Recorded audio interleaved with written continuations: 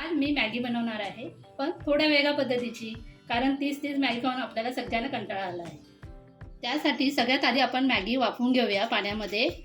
चला तर मी वाफवून घेतेय।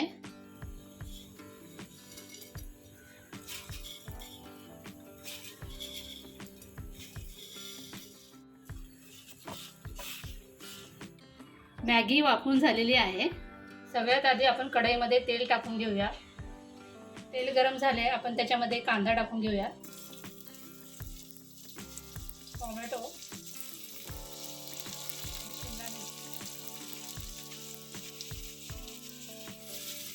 हे व्यवस्थित आपण मिक्स करून घेऊया तेलामध्ये। किंचित आपल्याला मीठ टाकायचं आहे, या भाज्या आहेत त्या शिजतील त्यामुळे। कांदा लाल झालेला आहे बघा। आता त्यामध्ये आपण कोथिंबीर टाकून घेऊया।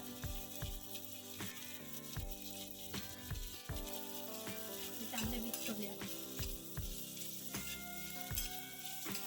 थोडेसे चिली फ्लेक्स टाकूया आपण।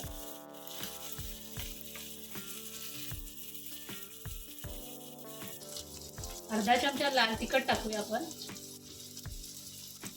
आणि आता ही मॅगी टाकून घेऊया आपण। मॅगी मध्ये आता आपण मॅगी मसाला टाकूया। खूप सारा मॅगी मसाला आपण टाकूया, त्यामुळे छान मॅगी लागते।